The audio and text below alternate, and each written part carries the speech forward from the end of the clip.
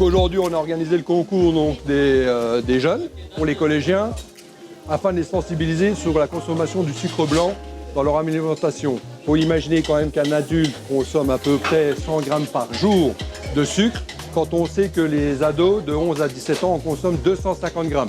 Donc là, ils sont en train de réaliser des pâtisseries à base de sucres différents, soit du sucre de coco, du lait de coco, soit des fruits ou des légumes qui sont déjà très sucrés de base, afin de leur montrer qu'on peut faire des pâtisseries légèrement sucrées, qui ont du goût et qui remplacent le sucre blanc. Je fais une tarte de petits marrons à la date à la place du sucre avec du gingembre, du curcuma, de la vanille. Et donc c'est assez osé, mais je vais essayer d'y arriver. C'est un dessert Noël portugais. C'est des pâtes, cannelle, lait, œufs. C'est de la patate douce avec du sucre de coco avec du sésame à l'intérieur et du miel par-dessus. Ils ont 2h30 de temps de préparation, après quoi un jury va déguster donc, leur préparation et donc la remise des médailles sera vers 13h.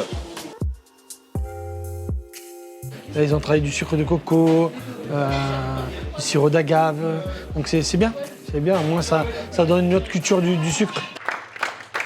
Et donc le premier prix du concours des cordons bleus est décerné à Mathilde.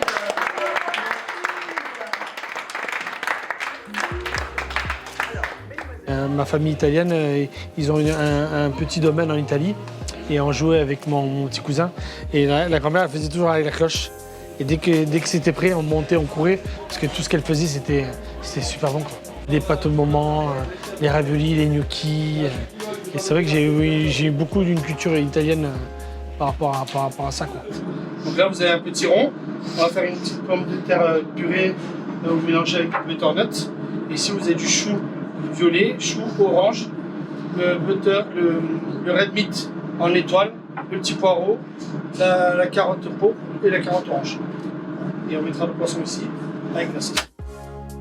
Il y a plusieurs styles de cuisine, il y a la cuisine brasserie, après ça dépend ce qu'on veut faire, si on veut faire du gastro. Et nous, moi j'étais tellement imprégné de ça que c'est même plus un travail, c'est une passion. Voilà, c'est un truc qui vous prend dans les tripes, quoi. Et de travailler, et même d'apprendre et de voir les gens, les résultats, de voir les personnes qui travaillent avec nous qui progressent, qui partent dans un autre établissement et qui reviennent.